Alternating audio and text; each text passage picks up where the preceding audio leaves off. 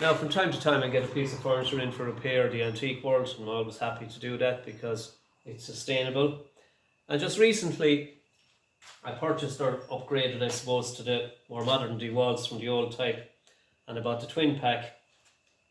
And in this case, we got the impact driver, and that put me thinking about change, about how things change as we move along in life. And the seasons change, everything changes as we move along. But we sometimes, it's imperceptible, we kind of just seamlessly flow into the change. Sometimes though, there's a link between change because there's a loss with the change, and sometimes we don't recognize the loss. So let me explain just a little example that I have here. When I started way back in the 70s, whenever we were putting the likes of these little guys on, corner blocks here, just reinforcement blocks, we would always be using the old type of screw, and this furniture was built to last, so it was sustainable. Now, there are buzzwords in today's world: sustainability, everything's sustainability. Well, I came from an era, and I'm not that old, I'm 60 plus. But that era, we built stuff to last, and then also, if it broke or if there was a breakage, we were taught how to repair as well, and hence, all these years later, I'm still doing repair work. So I'm working with products that can be repaired all the time. In contrast to today's world, where most furniture is bought as cheap, cheerful, if I can use that term, it's discarded and the same cycle goes over and over again, so we have continuous waste. But people of my age and my vintage would have come from an era where when something was broken, we fixed the damn thing. And if something needed repair, we repaired it. So we had that sense of continuity and sustainability, and also longevity in the product. That brings me to a couple little pointers about loss. When things change in the workshop, I just noticed it when I bought the impact driver, and it didn't really cross my mind until I did buy it, that the old screws that we had for putting in the likes of this, or corner block, they were the old steel screws. They were imperial. In this case, that's 1.25 inches, number 10. And they came in imperial sizes. They had a lot of shear strength, which means that's when you put torque, twist on it, the twist strength, that's called shear strength. So it wasn't easy to shear them, to break them. Whereas the modern equivalents, which are posi drive, they wouldn't have the same shear strength because they're parallel the whole way down, whereas this one is actually, if I take it there, it's tapered down as it goes down. It's like a drain pipe pair of jeans. So the old screws, we were familiar with always drilling a hole in the screw and putting the countersink hole in it. Now, we had power drills, but we didn't have battery drills. So what we did have, of course, which everybody knows, is we had the slot screws, and we had what's called the Phillips. And this guy was used for demarcating a hole into the wood, or in here, if we didn't have a little brace and bit. So we would use that's called a bradawl, to create the hole. We would also then be told, always remember the guy coming after you. If you're putting a chair together, just in case it breaks, this one is probably 1900, so it's coming back in for repair, 100 years later, 120 years later. And we were always told to aid the screw going in. We'd always be punting, we'd always be scrounging for some candle grease or candle wax, and we'd put some candle wax on the bottom of the screw. We would just put it on there with our fingers like that, just get a bit of candle wax onto the screw like so, and that would create a nice friction-free drive when we put the screw into place. So not alone that, it made it easy to put the screw in, and as we were screwing in, you can see the action on the forearm as I go to move the screw. You can see the muscles in my arm that would actually create, you can see the torque, my arm is twisting. So if we take an example of it here from behind, we would feel the screw going in. We'd always, you can see my arm there now. My arm is feeling and sensing the twist as that screw goes in. So I can perceive how much pressure is on my forearm as I put that screw in position there. It's already countersunk, so once I put pressure on that and torque, I know by feel when the screw has gone to its happy position that I don't need to put any further pressure on it. It's down nice and flush on the surface because it's countersunk.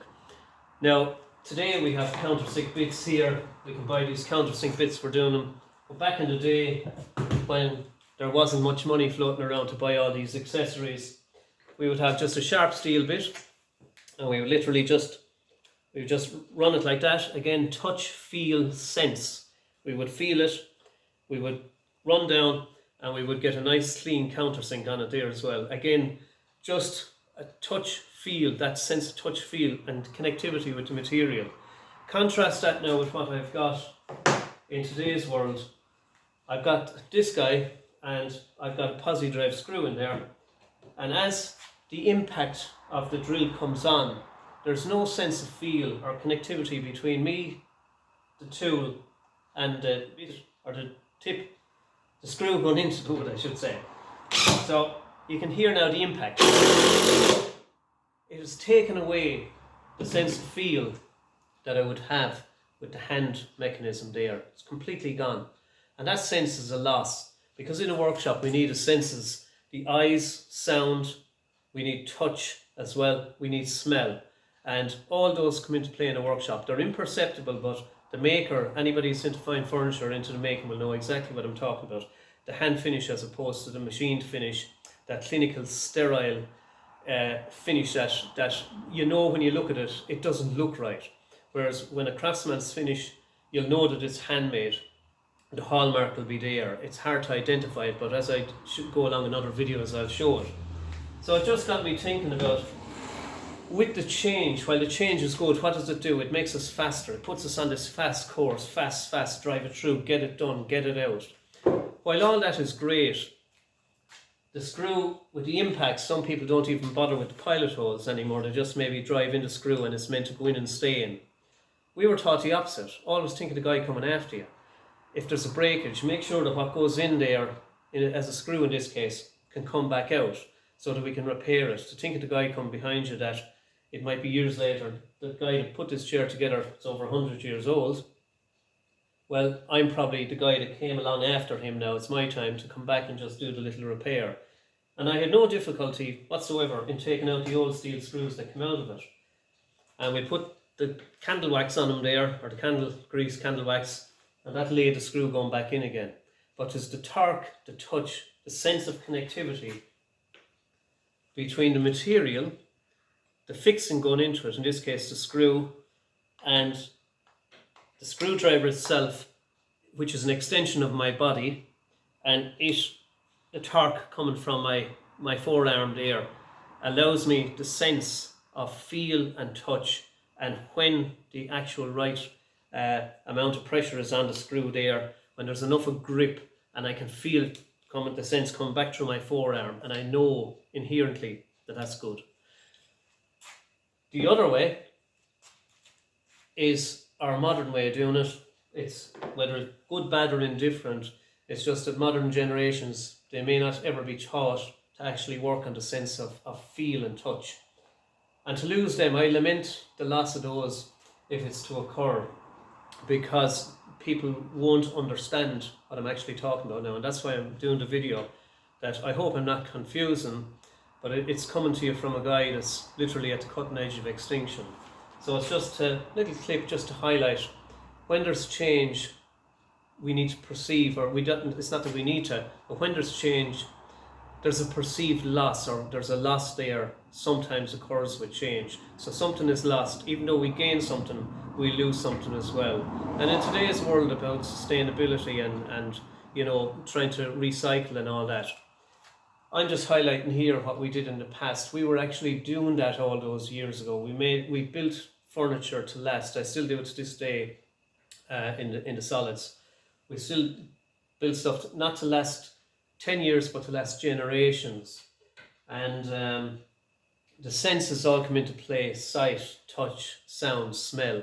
All those senses come into play in a workshop setting like that. That's just that when I see change, it just came to me this week when I was doing that, and the impact driver, I thought, hold on, there's a loss of bodily senses when we're driving screws. Something so simple, it's imperceptible, but yet I felt it and I sensed it. Hold on a second, I'm losing something here.